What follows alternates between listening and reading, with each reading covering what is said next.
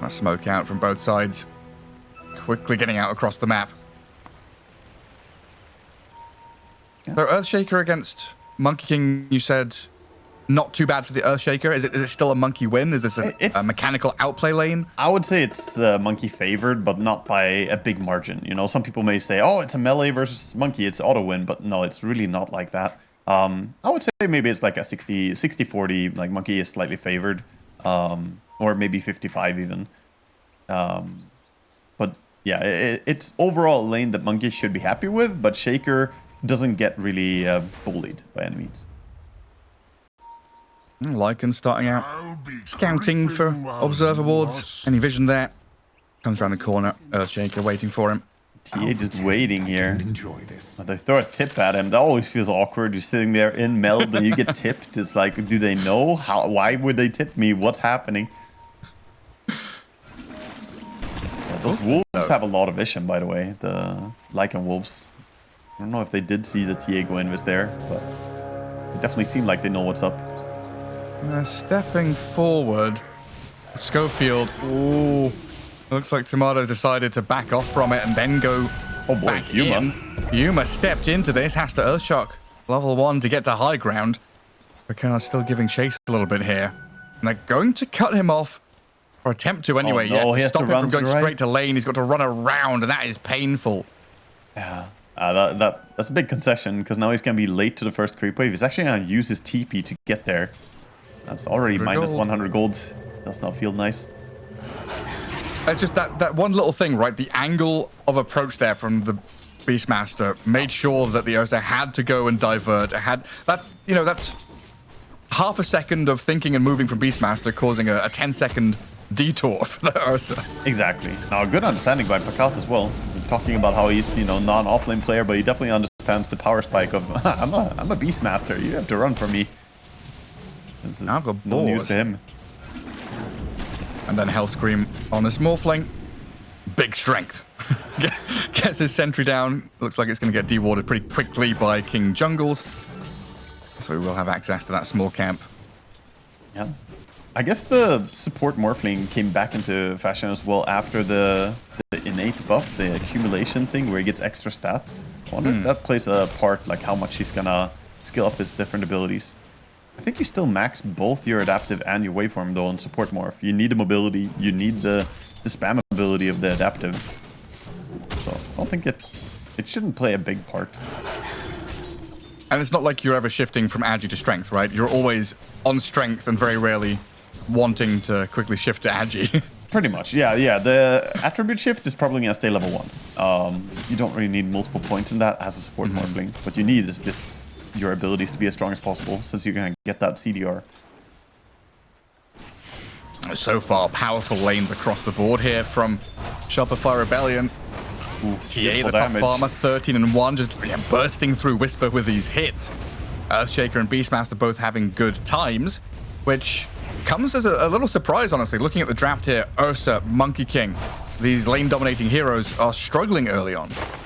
Yeah, they're usually strong heroes, but that's also what I said. The Beastmaster is quite phenomenal in the early levels, at least, against Ursa. And Phoenix doesn't provide that lockdown. They're trying to harass the Beast, at least do some damage, but this is not really like a CM Ursa lane or something that can just hold you in place and let the Ursa hit a ton. So they can always just kite back, use the board to slow down the Ursa.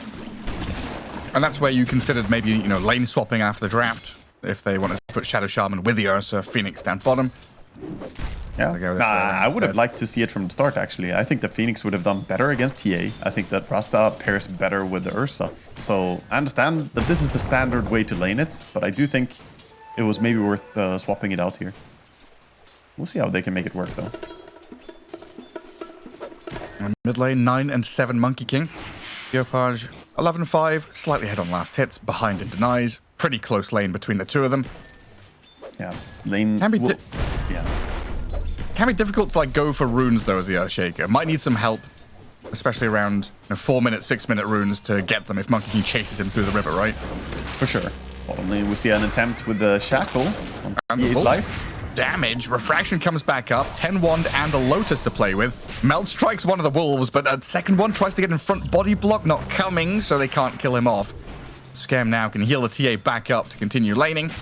But Whisper and Schofield showing how strong they can be when the lane is close to their tower and they're allowed to chase. Yeah, they're strong, but the immediate heal up from Warlock, just spam that the Shadow Word and give some tangos to TA. She's going to be completely fine. Hellscream, meanwhile, going for a block again on the small camp. Hard to catch a Morphling. Ursa really can't threaten a kill potential on this Morphe. Basically can't die on this lane unless he messes up hard. It's upsetting, isn't it? Very. Ursa wants to kill people. And he just runs up and hits you with these big damage but slow attacks like slap, slap. I guess that's also a topic, though. Ursa, used to be one of these super lane dominating heroes, like Viper, right? Win lane, lose game kind of guys. But in recent history, he's been more of the timing hit hero. 25 minutes into the game with Battle Fury plus Blink BKB, that's when he hits his stride. More of a farming to a critical mass point than a straight up lane dominator. Yeah, for sure. You need to be able to play Ursa pretty greedy if you want to have success with Ursa in the current patch. You want to get that Battle Fury for sure. But with good timing, you could have a Blink Dagger around like minute 17 if you have a good laning stage. So once he has that, he can already threaten to kill pretty much any hero. Honestly, that's just been the vibe of Dota, right? Trying to balance things towards like a 25-30 minute game end. As down bottom, TA again gets tagged up by Whisper and Schofield, but with a fatal bond. And the swing back in from Hellscream. They kill off Whisper, and King Jungles follows quickly after. A double kill out of Scam's fatal bonds as Schofield runs away, scared to play in this lane. Honestly, this is really nice for Scam, not only because he got the kills, but also because, that Black Grimoire is very happy about Warlock being involved in kills early on. It's quite hard to secure kills early game as a Warlock. He's not that great at setting them up. But finding, 3 charges for this Grimoire already, it's definitely nice. Yeah, we've seen some of these games where Warlock is involved in 7 or 8 kills pre-minute 8. And suddenly you've got a level 8 Warlock minute 8. And you're like, what? I mean, he could pop it right now and be level 5 already, which is incredibly early for a support. He would be at same experience as the Shaker mid, But of course, kind of hold on to it. It does have a cooldown as well. He can't really pop it yet. It's 50 seconds he could pop it. In a little bit. A top lane. On Beast. Pakaz has been left alone as Unlog jumps across from the trees, wanting this Beastmaster to get rid of the pressure that Yuma was starting to face up there. Of course, with Hellscream's kind of rotation bot and the move back top, I did leave this Beastmaster a bit isolated. And this is the difference between the Shaker mid and the Monkey mid. Monkey very happy to engage early like this. He's even going to go over and try and contest the Wisdom Rune. Nice play to attempt. He does have the support of his Phoenix as well, so will we see a defense? Shopify might need to bring one more hero. They're 2v3 right now. Oh no, Beast just TP'd in. Jumps onto Pakaz, and he comes across trying to deward the lane, but there's 3 heroes waiting for him there. Slaying the Beastmaster and moving across to the Wisdom Rune, which is up in 4 seconds. Warlock and Morphling, they wanted it. Hellscream's going to try and waveform across and gets it. That's worth it. Hands up keyboard, I die for this for sure. Yuma picks up a double kill, but getting that Wisdom Rune is super important. Yeah, I think so, especially when you have a hero like Warlock support who needs that level 6. It's worth the death. Man, good stuff coming out from Heroic though. The back-to-back kills on that Beastmaster completely shuts down his Helmo Dominator timing. So he was... And the tower dying. Yeah. Early tower from an Ursa as well. Not usually what you see, but they just make the most out of it. And honestly, all that goes towards Analog. I hyped him up before the game, man. Look at him again. He's just playing so well. Yeah, doing incredibly. And they've also got these dire wards and sentries in the Ancients, so any chance for TA or Beastmaster to stack up and build bank, not available. Tier 1 tower top falling also means that lane gets that much more difficult to sit in. They want to golem in mid. Warlock popped his Grimoire. He's ready. Here comes. They see Analog. Just drop the rock on him. Ooh, fake pumps it. Thinks about it for a second. He's been spotted by the wolves now, so they know about level 6. Yamato hasted up, sees Schofield as a juicy target, but hang on, he's actually got away from danger, turns into the little chickens. Foul play! Yeah, actually it wasn't even the foul play. He used Hex to disjoint the Melt Strike on himself, so he still has the foul play ready. Very nice reaction by the Schofield Rasta. Just hexed himself. Yeah. I mean, it's very tricky. It's so versatile. That's probably... We talked about how Rasta brings a lot of things to the table, but this foul play and Hex ability allows you to do so many things. And then Monkey King's next to him thinking, why isn't my mischief as good as this? Yeah. It used to be. It did. Oh, please don't bring back the long window, the invulnerability window. Seaborn 1 feels good. At least then they have to time it properly. We've got our Hand of Midas up on this Lycan. He's ready to start scaling. Beastmaster, Ursa working on that Battle Fury as well. So it looks like Heroics starting to get into that rhythm, building to their timings. Not in a rush to do anything right now. Yeah. I'm just wondering about this Earthshaker out of mid. Starting to lag behind a bit. His lane wasn't awful early on, but like you've been saying, not able to really connect onto any of these rotations or ganks. Hasn't had any stacks built up for him. Getting to blink has been a little slow. That's the big part, right? Around this time, like 9 minutes in, you want to start, you know, using your Echo to farm. You pop one Echo here on Ancients, but there's nothing. It's been blocked up by King Jungles, and they have wards even controlling the area. This is really going to delay his blink timing. I think it's essential when you play mid-shaker that you do get some nice stacks up, and one farming Echo basically has to happen. Otherwise, you're just going to be too late. Seems 600 behind the Monkey already, and Monkey is by no means farmed. He's pretty underfarmed. And then the rest of your team is kind of ready to go right now. Pushing Snakes. top with the Helm, but mid lane, he's being gone on. Delaying this blink even further with the Snakes and the Wukong's command. Controlling up your Plage Earthshaker. They're happy to trade their tier 1 top for that because it was already going to die anyway. Yeah, and now they see Beastmaster perhaps. They see his posse at least with the ward. The entourage. And it's going to be Monkey King jumping straight over the top to continue giving that vision. Seeing Pakaz lining up a boundless strike. Yuma, they're going to go onto the Centaur on the right-hand side, kill off the Helm creep so it doesn't stomp them on the way through, get the bonus kill before aiming for the real hero. Hexing and lining up. Oh, he didn't have shackle. Jump in. Yeah, I thought they were going to shackle him there, but it's going to be fine. Monkey King can just bounce across the trees, burn him with a Sun Ray. Is it? Wait, hang on. Is it going to be fine? Pakaz kills King Jungles. Monkey King doesn't finish the job. Analog's still on the treetop here thinking about rejoining, but that went south really fast. It definitely did. And Analog gets his blink or jump cancel, but Shaker's already backed out. Okay, get caught. You know, bottom lane, the tier 1 tower is falling rapidly to Yamato. Whisper and Analog step up, but the adaptive strike stun gonna messes up the Monkey King there. So they are getting a nice tower lead, at least. Pushing this tower is definitely something that they could probably have defended if they weren't so stretched to try and catch Pakaz on top lane. So what went wrong top? Was the shackles on cooldown, or was it mana cost, or? He used the shackles. I think he used it on the creeps, because Pakaz meanwhile was microing creeps to try and keep the Rasta away from him. Oh yeah, he used it on the Centaur, didn't he? Yeah, I think he had to hexa or shackle up the Centaur on the way there.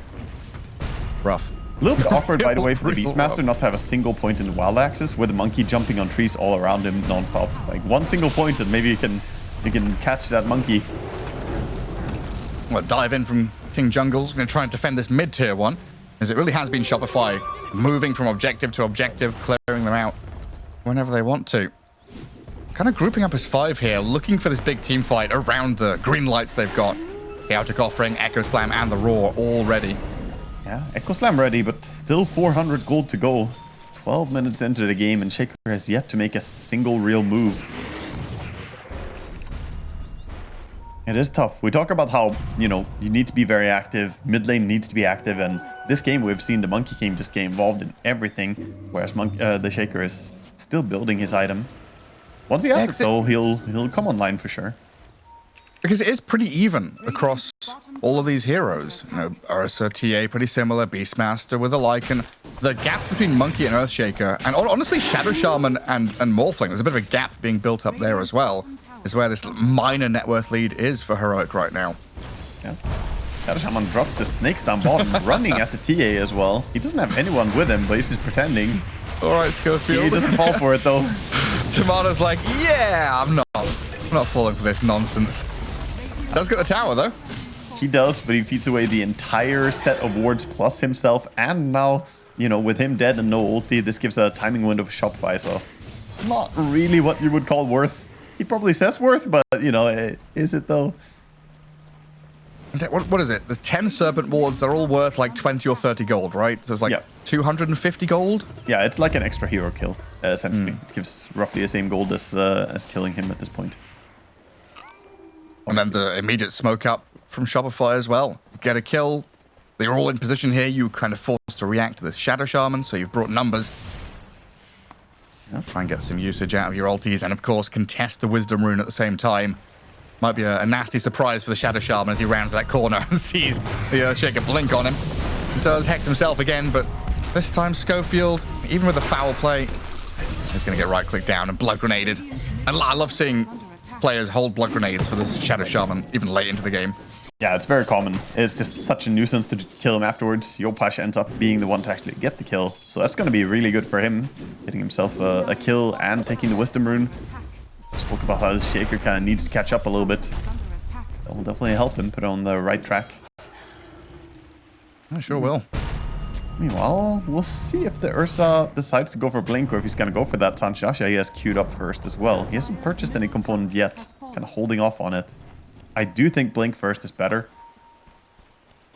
Kind of, prioritizing activity. Especially against a ranged carry where you want to jump on them, and then Beastmaster, Earthshake, you want to kind of get past them, get over that tanky front line. Yeah, I'm also not 100% sure that I like Sanshasha more than Aghanim Scepter on Ursa. In a game against Beastmaster and Shaker, being able to press your ulti whenever is pretty damn convenient. And even against the Morphling who's going to turn into your Rasta, he's going to be shackling you perhaps. Yeah, this Morphling's going to be bringing like 20 seconds of stun. Yeah, I'm excited, man. I'm excited to see how this game plays out. It's a slow start to this game, but that's all fine by me because I want to see that mid-game, late-game where Morphling can shine. So far, he hasn't really done anything like outstanding. It's been pretty standard play, I guess. But with levels, we start getting the potential. Yeah, because we always look at the Shadow Shaman hero and, meme about Octarine and Refresher and stuff. How long can he stun someone for? Can he have infinite stuns? And Morphling's like, oh, well, let me show you my facet. Yeah, that's true. Importantly, he doesn't get the extra talent duration from the Shadow Shaman, though, so... Oh. But it doesn't really matter. That's the CDR. Definitely carries that. Well, look at this. I was wondering if maybe Heroic were going to try and take a Roshan earlier because they are he's on Analog. Team. Analog gets away with the Diffu. Oh my god. Yopaj nearly had He Echo Slammed that. He used everything. He doesn't get the kill, but he's managed to hold back Heroic from contesting Roshan. It felt like they were getting ready to position themselves to go take it with the Ursa themselves. Yeah. Shopify Rebellion in the pit, though, with this TA. Both sides very hungry for the... There's 4 wolves here. 4 Radiant Wolves scouting out Heroic on their approach. Hellscream sees Analog jump on the trees, and Schofield with Yuma. They've walked into Pakaz. Good damage to start things off. Trying to burst through the Beastmaster and get it done as the rock is dropped, but a failed attempt there as Yopaj misses out on his stuns on Whisper. Schofield is getting eaten up by the wolves. A little foul play to get him into the tree lines as Scam is slain by Yuma in the back, and is Ursa able to open up. Another Meld Strike to Whisper to keep the dog at bay, but Hellscream, I don't know if he can get any more distance here. He kind of has to walk back in, sacrifice himself to give space to Timado, but the wolves are coming. Whisper's still hungry, gets the root and catch onto this TA. Analog and Yuma chase forward, and Heroic fighting into the team that took Aegis and took Roshan, battling forward, killing them off. That blink out from the TA, though, saves her from certain death. Wow, I wasn't sure he was going to get the blink there with the Phoenix ulting and Sunraying, trying to prevent it, but still, quick spam there. We saw the wolves all over the place here, stolen wolves and the actual Lycan wolves. Schofield and Scam both getting eaten at the same time. This is a map dominated by the wolf packs. So many everywhere. Nah, Shaker really wishes he had ulti during that fight. Kind of rough that he committed for the attempt earlier on Monkey King and didn't get it. And like kind of a weird position now, right? In these situations where we get an early Roshan take, we get this Aegis immediately lost after the take. A bit of an awkward spot to be like, okay, what objective do we go for next? Where do we actually play the map? But I think also, more importantly, both of these Aegis heroes and Aegis teams, the TA and the Ursa, no longer have this safety net to go and play the way they want to on tier 2s and aggressively across the map. That's very true. So you got to rely on your team and your team's abilities to save you. Both teams have good team fight abilities available. So got to play around that, not get caught out of position. By the way, Scam is going for the new tech against Lycan players as well. He's going for a Dominator. Dominator, Dagon, and Midas. These items have been on the rise for support players just to deal with those pesky wolves. So yeah, he's gonna try and steal some of the wolves. Obviously, Lycan can just resummon, but... This TA is like dying to them. Like a lot of little cuts, but... I mean, 100% evasion. I cannot stress how annoying that is for this Shaker and the TA trying to hit the wolves. Impossible to hit. Well, Shopify still going to come back after a fight loss, position themselves on that dire side of the map and get a tier 2, as Heroic do the exact same thing on the opposing side. Teams mirroring each other. But this is the threat of Shopify with the creeps they've got, the summons out of this Beastmaster. They go high ground. Yeah, they have a lot of strong stuff to fight around. The Helm of the Overlord, they have the ultis, Shaker and Warlock ulti available. Looks like they're gonna go and cut mid-wave, but their mid-wave is not gonna come as Analog is doing the same thing. But it's still Shopify in the better position, right? Heroic are the ones that kind of have to come back. No, I think Heroic are pretty fine. I mean, obviously they need to hold this push, but right now they're farming a lot. They're using more of the map, and Shopify are kind of awkwardly running all together. Yes, they're getting this Tormentor, but they've been grouped up as 5 for so long, and so much farm has been had by Ursa, Monkey King, even Rasta is running out there. Yes, go for cutting a wave. Look at Morphling, he's coming. He's gotta get him, give him the treatment. Whoop. In we go. I'm you now. Hex into shackles. Just and then another Hex, perhaps. And another Hex. And then maybe a shackle. Well, which one is it? Dear God. That's level 2 shackles, by the way. So there's, I think already with level 3 shackles, he has perma disable pretty much online. It's crazy. That was unreal. Yeah, it's pretty wild. Is like, has this kind of morphling been in pubs consistently? Like, I know we've seen a little bit of it, but no, I mean it's on the rise right now. It's emerging tech. It's again something that has definitely been done before, but it has not been commonplace for a very long time. Support morphling fell out of meta, and now it's returning. Yeah, like first we had the Ice offlane morphling, right? With a Soul Ring Yule's Tranquil build, maxing out the strength stun when that was super strong. Yeah, I mean, if you go far enough back, you had the morphlings cutting the Ancients, right? Pushing the Ancients down to the creep wave on the lane and pulling the creep wave. Like, support morphling goes long back. A lot of shenanigans. That was so dumb when you could, like, Earth Spirit, Tiny... Yes. Morphling, pulling Ancients to your creep camp was definitely one of the darkest days of the offlane. I'd forgotten about all of that. And then having, like, Rubik, dire side, mid-tier 2, dragging that creep camp into the wave as well. Look at Scam. He's like, please, get the wolves off me. Leave me alone. So why... You mentioned the Dagon Midas. So why Helm instead of Midas here? I like Midas on Warlock. Yeah, I'm not 100% sure, honestly. I feel like Midas would have been maybe better, but this gives him armor. It's my only argument. You get the Helm. That's fair. Warlock has high HP pool, right? And Helm gives you extra armor. So against this all physical damage lineup, you have 3 cores for physical damage, and you have Rasta wards. It's gonna help him survive a bit. And Rasta, meanwhile, let's get the blink out. Just not want to lose the gem there. That would have been disaster if he got caught. This death ball is pretty scary. They are still grouping up and losing out on the efficiency game. Heroic have been cutting waves, pushing out lanes, scarping around in behind them, as it looks like the Monkey King is going to make an escape away from the morphling off to the left-hand side. Analog dancing away across the treetops. But now it seems to be time for Heroic to go and match this 5-man movement. Oh yeah, Ursa feels confident. He has the BKB. They are all in this area, though, and look at them. They're so ready on Shopify Rebellion. And they find the right angle. The Wolves see everything. They jump the Warlock. Great target to pick off first, alongside the Earthshaker. They find both at the same time. Heroic Immediate snap into action. The Boundless Strike catches Beastmaster. Pakaz in trouble now. Yuma and Analog surround him. Wow. I mean, beautiful, beautiful stuff by Heroic. And we see again why those wolves are so annoying. Just send them in. Yeah, they held a good position, but Shopify Rebellion, you cannot hide. The wolves will see you, and then they have great heroes to initiate, jumping in like this. Like, how quickly that Earthshaker dies as well. Just disappears, no chance of any kind of rebuttal. That was a good... I think that was completely a blind stun, by the way, in Fog of War. I don't think the Monkey King actually saw the Beastmasters. He was around the tree line. Good guess. Does get him. Yeah, wonderfully done. And all of this, you know, through the actions of this wave cutting, split pushing, being annoying and controlling the map. Very good macro control of the game here by Heroic, and that's, you know, built them up from that 4K lead a couple of minutes ago to 9K now. And you're right, Shopify, they felt strong when they're grouping up until this moment where they're like, well, we've kind of, you know, swept the map, not found anything. What do we do next? Do we have to go split push? Do we go...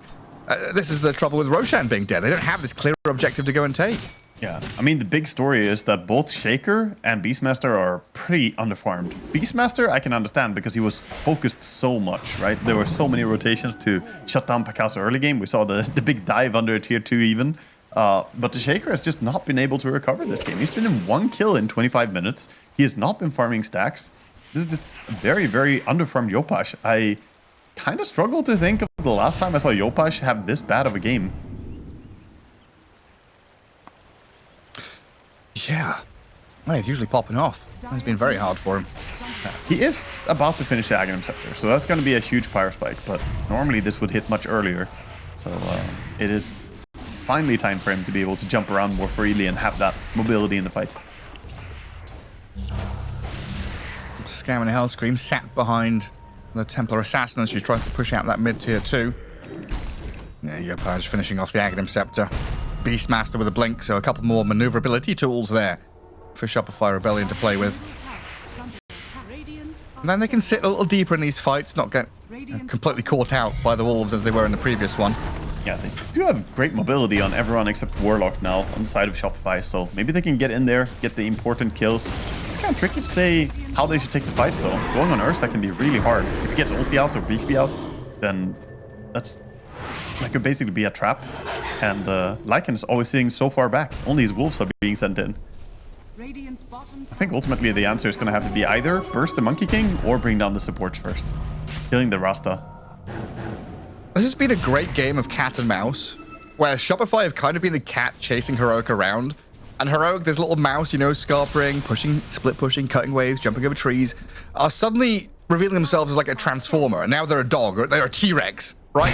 They're no longer a mouse when the chase stops. They turn around and they say, nah, stop it. Because they are the ones with the 10K lead.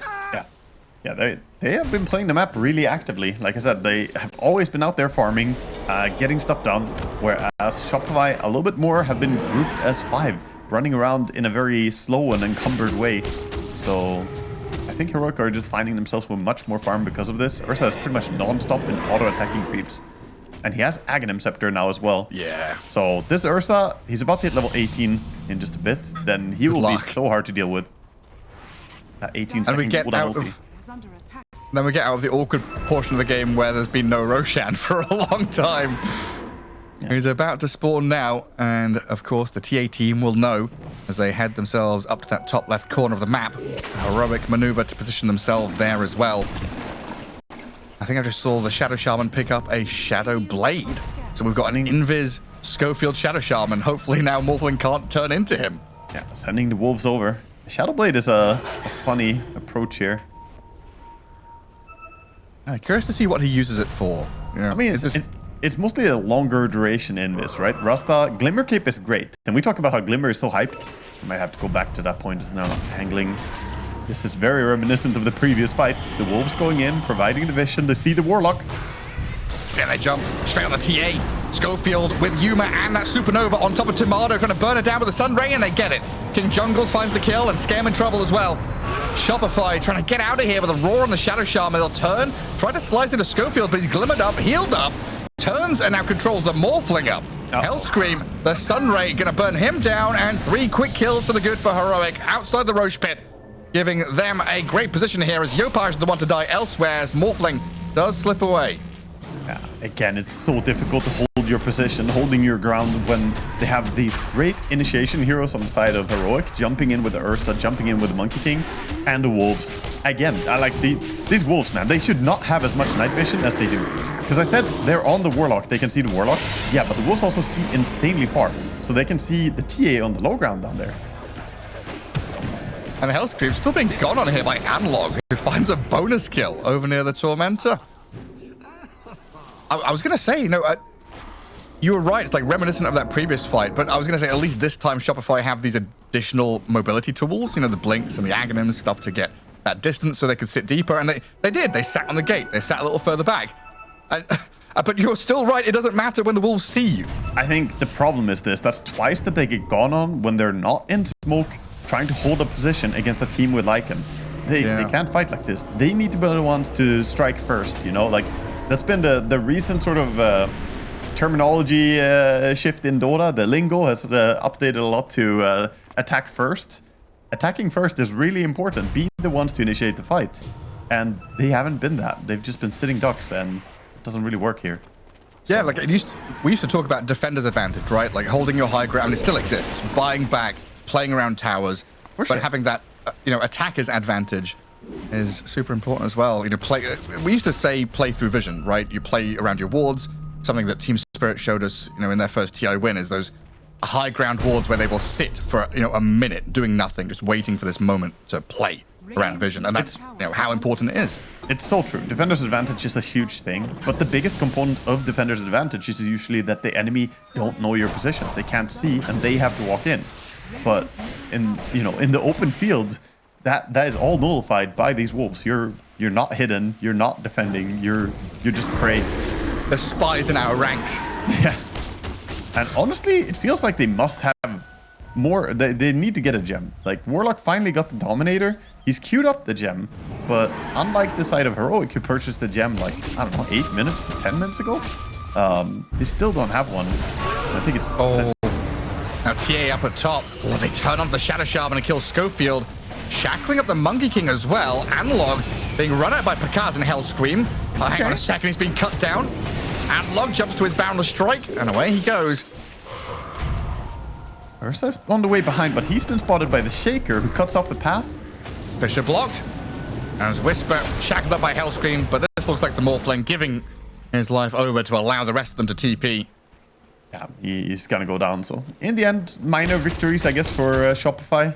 That wasn't too bad. It forced a lot of Heroic's moves, but they do also lose the area, and that's gonna be a Tormentor take. Phoenix? GG dies. It happens. And then Scam gets the shard on the other side as Shopify get their own one. Not too bad to have. Ursa is chasing after his Warlock. Happy to take any brawl as he has the Aegis. He is quite alone though. Might still see him fly in. Well, that is something... There is something here that Heroic has to respect, right? This high ground push isn't going to be easy against Beastmaster, Warlock, this TA. You're going to need to fight outside their base and play this kind of buyback game. Oh, Courier Snipe. And the Beastmaster's army. Bring down the dragon as well. And now Rasta says, oh, he's going to want a new Ancient Creep. Look at Schofield. He's ahead of the game here. Saying that he's going up this way, guys. With his Shadow Blade, yeah? The Invis Shadow Shaman. There we go. Hex in the shackles and Yuma here to clean up the mess. Pakaz dead for 50, no buyback, and his freshly helmed Ancient Creep about to get munched on as well. That's just a good read by Schofield. I mean, you see a guy with Helm of the Overlord, his creep died. What's he going to want to do? He's going to want to get a new creep. How much gold? So Yuma got the courier, so that's like 100 gold. Then he got the first creep, so that's 350. Plus the kill on Pakaz, which was 5, that's 850. 1100. He just got like 1200 gold from a 30-second passage of play. He took one more creep as well, so 250 more at the end, right? I think he got another creep. That's what I added as well, from 850 to like 11, 1200, something like that. That's crazy. Tons of gold. And straight to high ground, knowing that Beastmaster's dead for a while. They're up there killing the tier 3. Serpent Wards, Ursa. I just face tank the upheaval. They don't really give a damn. Oh, Rasta looking for the TA. Meanwhile, Shaker is desperately working on his BKB on the other side of the map. He does finish it now. If he TP's home, he can get it. Doesn't look like he needs to join for now. Interax does fall. Biggest story is that the vision control and the control in this triangle area is now firmly in Heroic's hands. Yeah, like you get this BKB on Earthshaker, you pick up the gem on Scam's Warlock.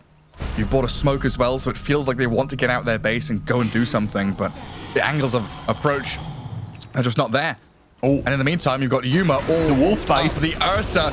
The Ursa. Oh my god! Scam and Yopaj disappear. What kind of animal is this? You can't crossbreed a bear with a wolf. That's not allowed. It's the bear wolf, Gareth. It's coming. He's in again. Bear wolf. He's munching on the Beastmaster. Pakaz is dead. The Boundless Strike connects. The stun is good. And Heroic going to turn this advantage in net worth and positioning into a big push into this Radiant base. Shopify don't get a chance to cast any of their spells. Chaotic Offering, Echo Slam, Roar. Useless if you're not able to press the buttons. The mythical Mad Bear Pig comes and attacks you. What can you do?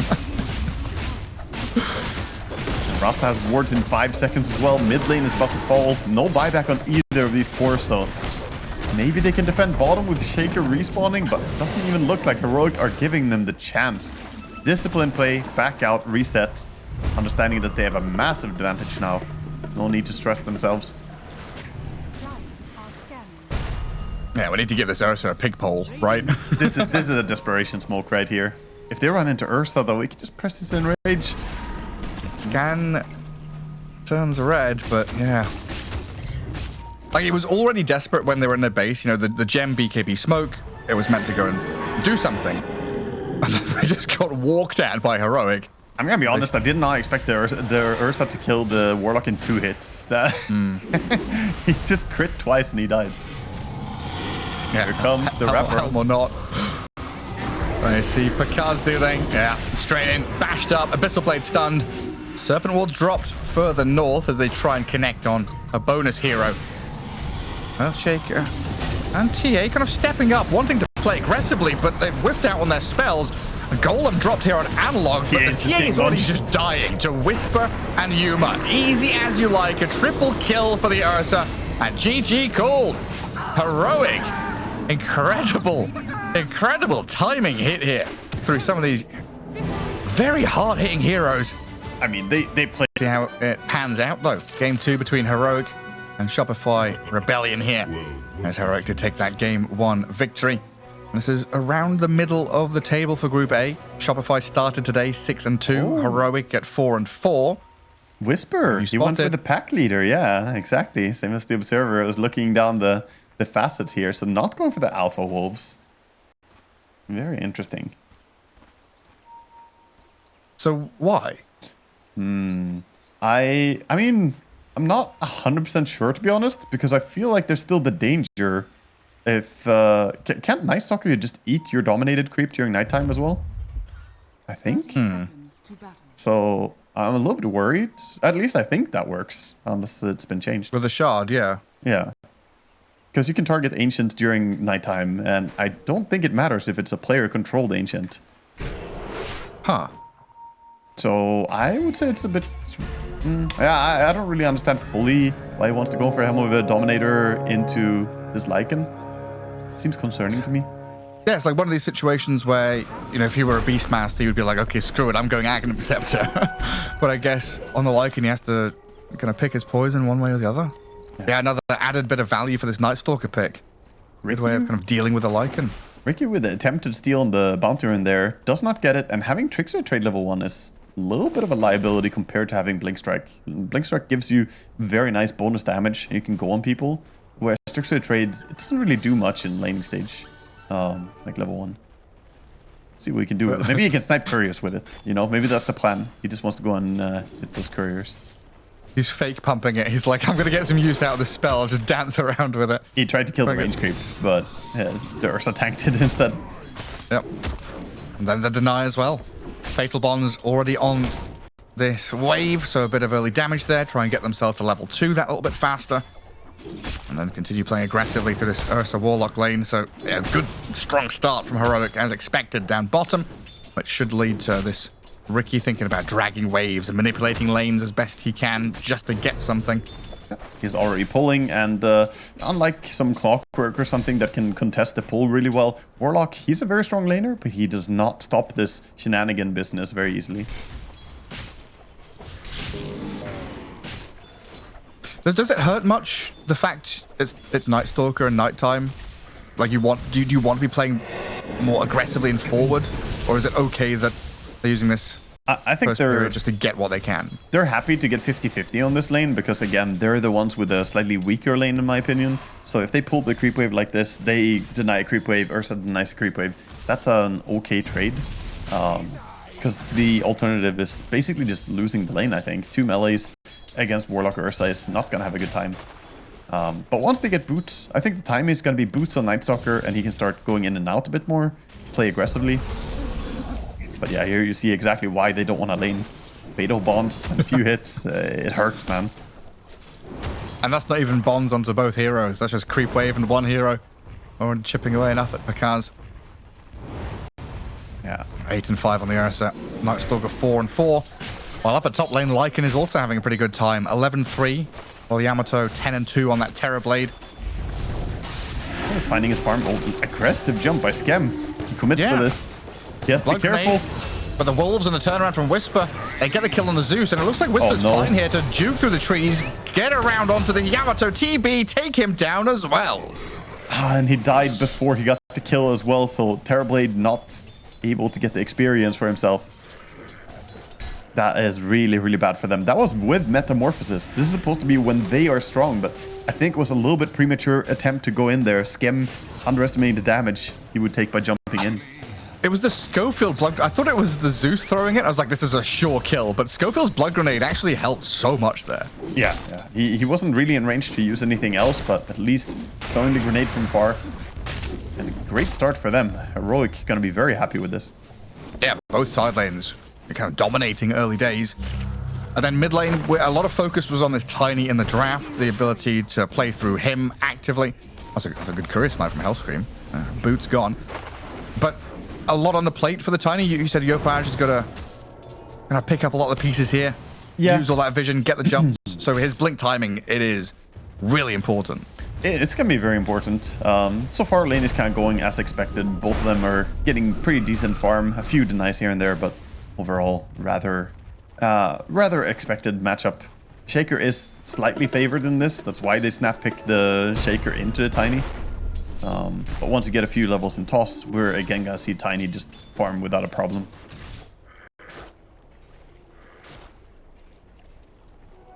Support's moving to control the runes, but yeah, both mids get their refills.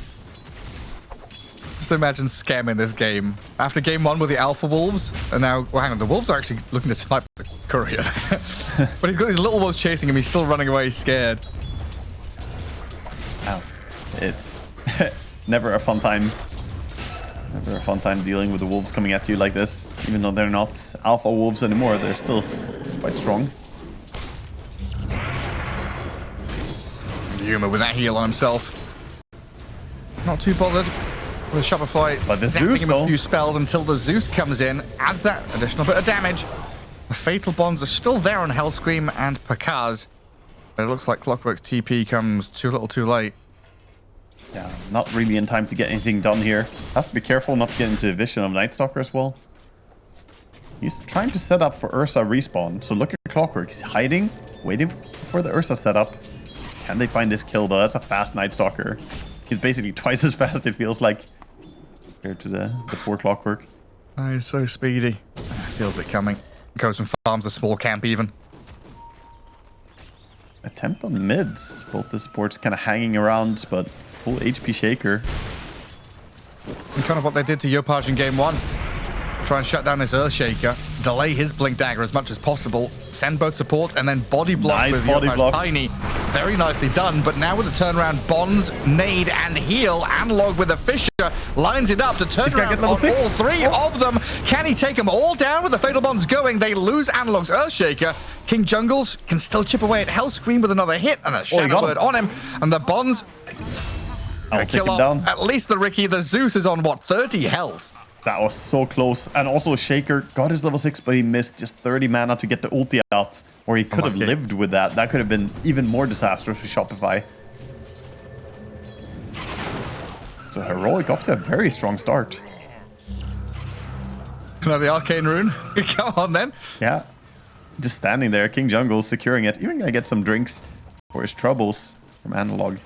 Little sippies. Radiant structures are fortified. Again, we see the tandem support rotations. We see Shopfun moving top with both their supports. Lycan is not level 6 yet. Doesn't have the mobility. It feels like that's what Shopify have got to do pre-Tiny Blink, is just bring numbers.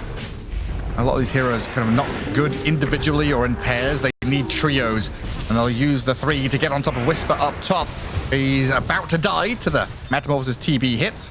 The Fatal Bonds King Jungles, and now with Schofield's arrival, they can get on top of the Terrorblade again, who has no Sunder.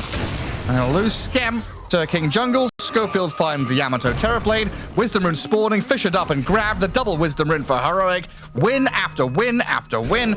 Everything going right for them as Hellscream's going to be left stranded here. Try and deny himself to neutrals. Oh, can he get it? No TP? Maybe? No. Analog says, I'm going to shut you down. Yeah, I mean, Observer, do me a favor, just press enter, and then you can see the story is on the left there. It is all Heroic, man. Heroic doing this, Heroic doing that. Heroic gets Arcane Rune, they get the Wisdom Runes. They are just absolutely all over this game right now. And now it's daytime as well, so Pakas, you know, he has face boots, but this bottom lane is not easy against an angry Ursa. And do we have the stacks for the Earthshaker this game? Because that's something Yopaj really missed out on in game 1. Yeah, we're starting to build it now. Both teams actually trying to prepare some stacks. King Jungle's gonna start getting the stacks going. Same time, Zeus building some big camp on the other side for Tiny. But yeah, definitely having those stacks is important. And we can already see King Jungle's warded up their own triangle, making sure that this is gonna happen. We're gonna have the stacks. Level 6 timing on the support duo. Actually, level 7. He goes from 5 to 7 on Warlock. On the bottom. Ursa gonna have to enrage here. Oh, the counter gank is coming from Shopify. They can turn it. Trying to get on this Ursa and absolutely can turn it with a hook shot lined up. Schofield on the Tiny. Cogs him up, and Yopaj trapped with a golem drop. They want to go for an additional one in the back. Maybe afraid of what was waiting on the high ground there. King Jungle's just using that to really secure the kill. I mean, at least good reaction by mid. Just an ulti. Mid. Just slam him down. Don't test the Shaker mid players. They will ulti for a support. It's no big deal if you get your ulti on cooldown. That's a kill that he otherwise wouldn't get. I mean, yeah, it's like the first 2 Echo Slams are like creeps and they're free, support kill, right? They're just free, whatever. If you see too many creeps stacked up, you use it, you know, like it doesn't matter. Wolves coming in to try and help Schofield catch out Skem. Gets pushed back once. No hook shot though, so he should be fine. Ricky jumping back in onto this clockwork though. And with the Terrorblade and Tiny there, Schofield gets punished. Very classic Schofield move though, to be playing enemy side jungle pre-minute 10, I mean, getting up in the face of your opponents and forcing reactions. It's Schofield on Clockwork, man. This guy, yes, exactly. He's a menace on Clockwork. He does not care. He's never scared. He's gonna go all those dangerous areas because he knows if they react with too many heroes going into that point, then his team is farming. That's fine. He allows for Shaker to get his blink timing. And, you know, he tried for something. He could have worked out. It didn't, but the outcome wasn't bad. Another hook shot down into the river. Yopaj did grab the Invis rune though, so he's able to skip away. The toss back before he can drop the cogs. Make sure that he stays safe. Bottom, we have a run at the Ursa with a gate play from Ricky. Don't know if Ursa can die on the tower here though. It's quite tanky. With Tiny coming in, Avalanche toss combo back onto the Night Stalker. Yuma says, I'm just going to press my ulti. And Yopaj actually trapped in the cogs now, turned on with the fatal bonds onto him and the creeps. Tiny's down and out. Whisper found a kill on Skem elsewhere, and with a shapeshift, he's chasing forward, looking at the Terrorblade. No, the Riki is going to be the option to go for. The rest of Shopify have managed to evacuate, while Riki gets the high ground and TP's home. Yeah, I mean, they're taking over the map very aggressively. Schofield again, what are you doing, buddy? He's just going places. He's down there in the little hot tub. He's exploring. You know, you're in a new country, you just wake up in the morning, leave your hotel, go wandering. That's what this clockwork's doing. Just having a fun old time. New little cafe. Oh, look what we found over here. The Echo Slam and the kill on TB. All set up by the Schofield clock as Pakar's bonded to something. Burning down the rocket flare, not enough to kill him. So he will make his escape, but now you relinquish control of this bottom lane. Yeah, completely. That's the first big tower taken down on a side lane. We already had the mid tower going down. Now the tier 1 bottom. And Shopify already so much on the back foot.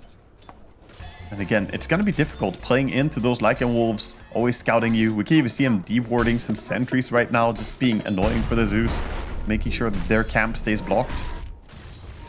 The difference between this Earthshaker and Tiny now, in so many ways, is becoming very apparent. Yeah, for sure. Yeah, Tiny still very far away. He's nowhere close to getting a Blink Dagger. He needs 2,000 gold. He needs a Blink Dagger for his Blink Dagger. That's how far he is. Miles away. 2 grand behind the Earthshaker. So now Analog can just keep playing forward, playing aggressively. Like this, you know, the debut of the Blink Echo Slam to stop him mid-thunder. Perfectly timed. Yeah, thank you, production. It was nice to see the slow motion on that Thunder attempt, but doesn't get it. And then Yuma sat in wait. Looking at Pakar's. They still have the Warlock ulti as well, so I wouldn't be surprised to see Heroic try and go for more. They're gonna catch the Riki. Yeah. All he wants is level 6. Not invisible yet. But can we press enter again? Yeah, can we it's scroll the same up, thing. actually? Yeah, oh no, Scam got a sentry ward. It's actually just, yeah. Yeah, I'm scrolling up and it's all Heroic, man. Night Stalker by Midas tells the story, right? Yeah, I mean, you can legit... If you didn't know, by the way, that bar exists. You can scroll up on the... Yeah, there's one thing that happened in between. We saw Skem kill a sentry ward.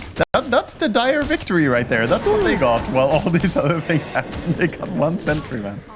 Meanwhile, big stacks taken. Acceleration continues from Heroic. Yeah, back to this. Midas on Night Stalker. Is this something we ever see? I'm not a fan. We see it. I generally want to see more active items. Like, I feel like the Midas on Night Stalker is too greedy in the current patch. I really do. I think overall I'm a bigger fan of like Armlet first or something. Echo Saber first. Schofield again doing Schofield things. But he's setting up. They're nearby. He's got a hook shot. This safety. They're so scared to full commit because they know the Shaker and the Warlock could be nearby.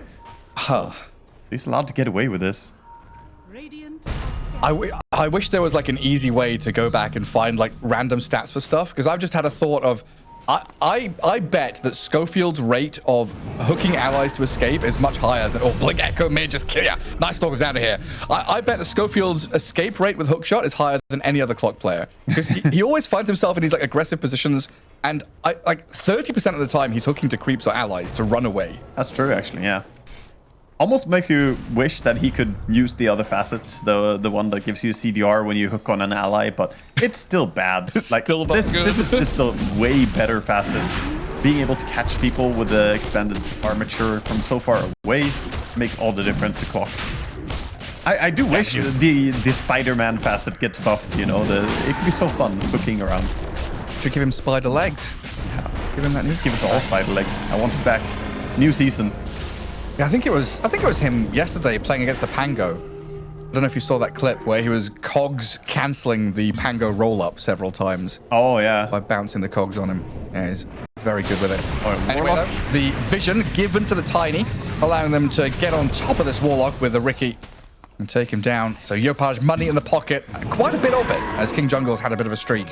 That was really important for them. They need to get some of this gold going, and getting the kill for Yopaj so he can get closer. Still needs 600 more gold for that Link, though.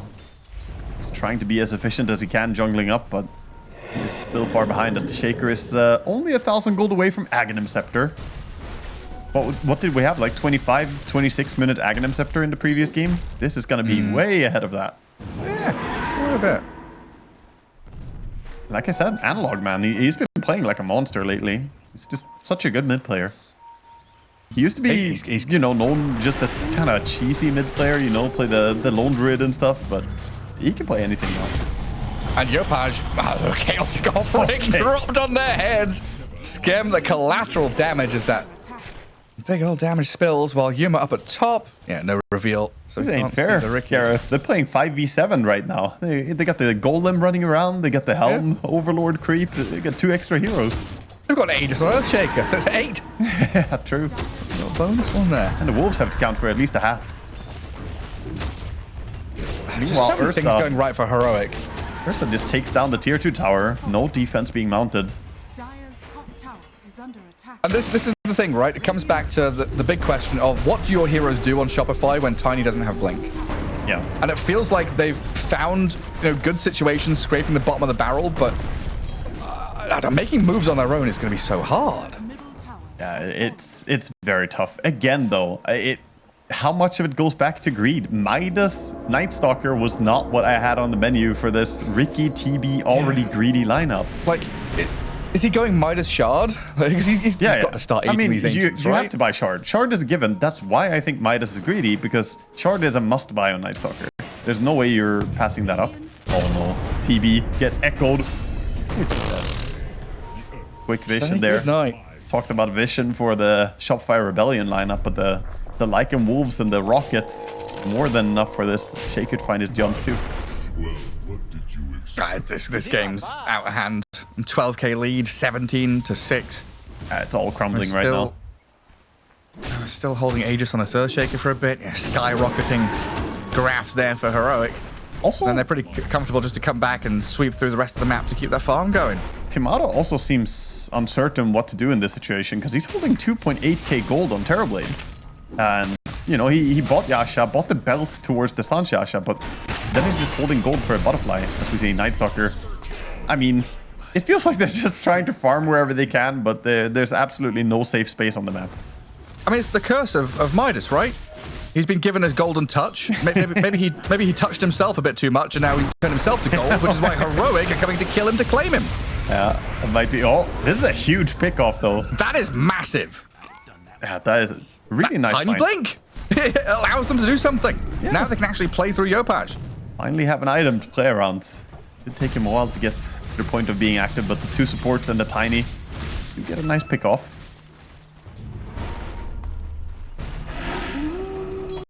This game feels like it's almost impossible to drag yourself back into this game. He is committing for the butterfly on TB.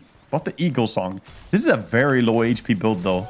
The evasion is gonna be great against Ursa and good against Lycan, but the Shaker is just gonna be smiling. He's gonna be grinning when he sees this no HP build. Yeah, no SNY, no. Does his team have like Glimmer? He doesn't even have a Dragonlance. He has nothing. No, they have a Diffu on the Ricky. And Zeus has nothing. Literally nothing. He's got mana boots. He could buy Shard. He has enough gold for it. I mean, he's just dead up here, isn't he? Oh, yeah. Clearing the wave, trying to drag it around. He knows he's done for. That's a simple kill for Schofield. Easy piece. He has the hook shot and a rocket in 2 seconds will be enough, I think. Yeah. There it is to finish. While down bottom, a proper fight is brewing. Chaotic Offering dropped onto the Terrorblade. Metamorphosis also used while Pakaz is in. He's out. He's running around. And he's trying to decide where to go. Shaker's angling for it. The creep wave. It looked like it's feeding away the golem, but it's, giving vision for this Earthshaker to jump in, Echo Slam the Tiny, down to half HP, Yopaj finished off by Yuma. And Pakaz still hovering over these trees, hidden by the fog, of course. In an awkward spot. And look to get away. Oh, mid. We see Schofield just running at people all the time. I think Schofield has an entire Aghanim Scepter now, by the way. Yeah, it's coming out on Courier. So he's going to be starting to spam those rockets as well. And then a free shard from your enemy's Tormentor. A great spot for Heroic. Tormentor into tier 2. They can stick around for Wisdom Rune. They can clear out enemy Ancients. And it looks like Shopify right now pinging the other side of the map. Maybe considering the mirror move where As Terrorblade goes and farms, the safe part of the map for Shopify is now on the Radiant side. Yeah, awkwardly enough, you have to get to the other side of the map. They are showing the Terrorblade top, so we'll see how long until reactions come into that. As Hellscream is thinking about going and stealing a Wisdom Rune, but he gets dusted up by the Ursa. I mean, that's just a great dust. He didn't even have a sentry nearby, I think. And his career dies, but it looks like Schofield is going to be made to pay for his nonsense up at top. He sees all these Shopify Vision heroes, and he's like, I've got Aghanim Scepter. I see more than you, but he still gets killed. Average Schofield day. He's just keeping some people up there. Meanwhile, the bottom tower almost falls to the Lycan. So these random deaths, it wouldn't be Schofield if it wasn't, some deaths here and there on the clockwork. Yeah, but deaths for space. You get a kill, you get a courier snipe, you get a lot of damage on tier 3. Yeah, 2,000 damage on that tower. Farming. It's almost gone already. And this is in that waiting period for next Roshan. Aegis expired. You've got another minute and a half to go at least. So you're kind of slotting back into farming mode for a little bit. Yeah. It does give a little bit of wiggle room to Shopify, letting off the pressure just a touch, but it's one of those moves where you let off the pressure, the enemy fills the vacuum, and now they're on this wide open map. And that's when you cut across and make this incisive move with a smoke. Yeah, they're thinking about, they have a haste as well on the Shaker, so you can very quickly make a powerful move. There is a good ward though. I think they saw this smoke. The dire ward that was placed earlier should be them aware. I don't know. Their grouping is... Oh no. There's a lot of scribbling on the map. I don't think Shopify knows. Oh my god! He messed up. He actually... Did he ulti before he blinked as well? It looked like the ulti was before the blink. Either way. Was it? Got to safety. It can't have been. The creeps survived there. I guess good reaction by Night Stalker though. Yeah. Pecan's like, I just saw him coming. Nighttime vision. Oh no. The Terrorblade though is going to sunder quite early as Yuma popped the BKB. But in comes the Earthshaker, chain stuns on the TB. And Analog is godlike. Huh? What is happening with this item build? Click on TB for me. What am I watching? Huh? What in the new meta is this? Radiance coming in, I guess? Yeah, I don't know why the butterfly though. What is Yopaj trying to solo kill this Ursa?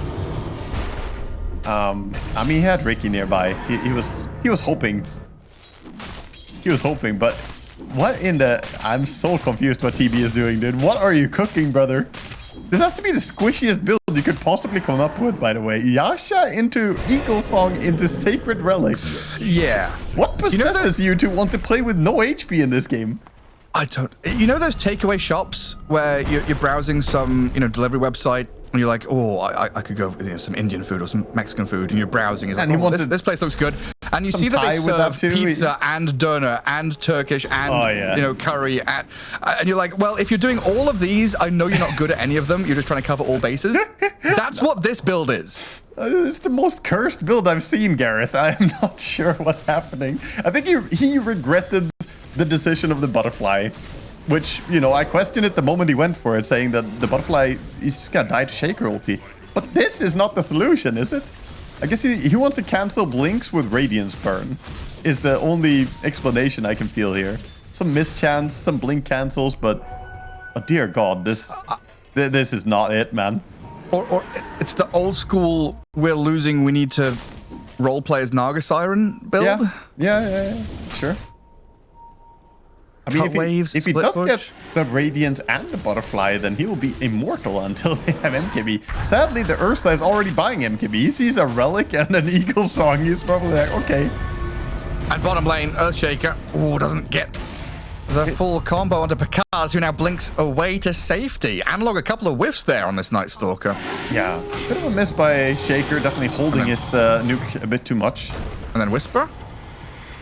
Yopaj starts on him, Shapeshift gets used up, and Tiny runs away, and Terrorblade, he's got his first big item delivery at minute 25. The Radiance, it's here.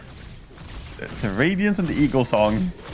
But now it's back towards Manta, so this Eagle Song is going to be a casual Eagle Song for a long time, I think. He also has 2 Manta styles queued up.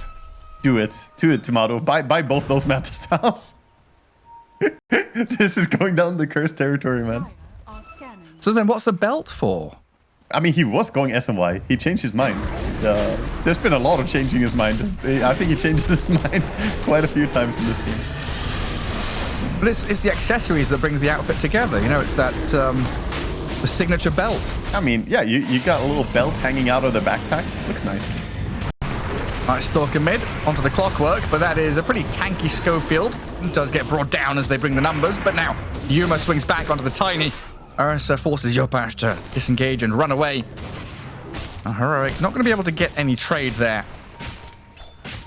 They got the Roshan.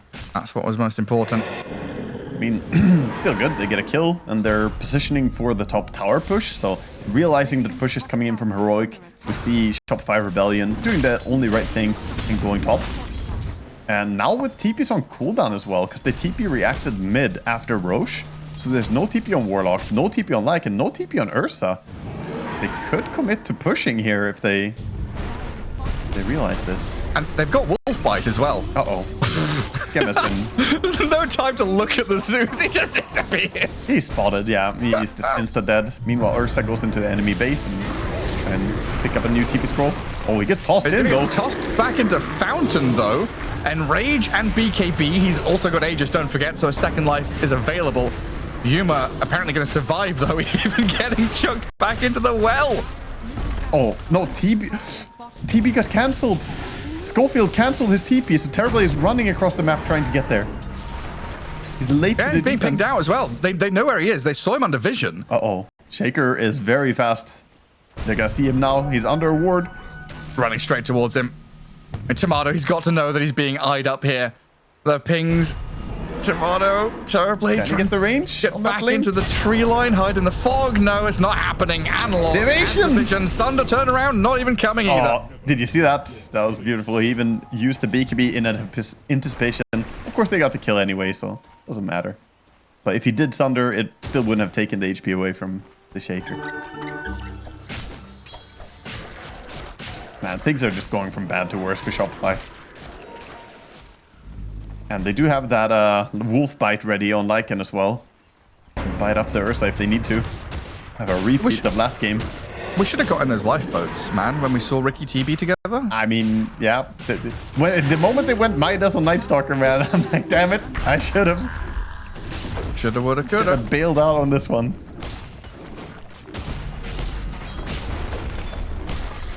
Yeah, but it's been hard to watch for Shopify fans, I'm sure.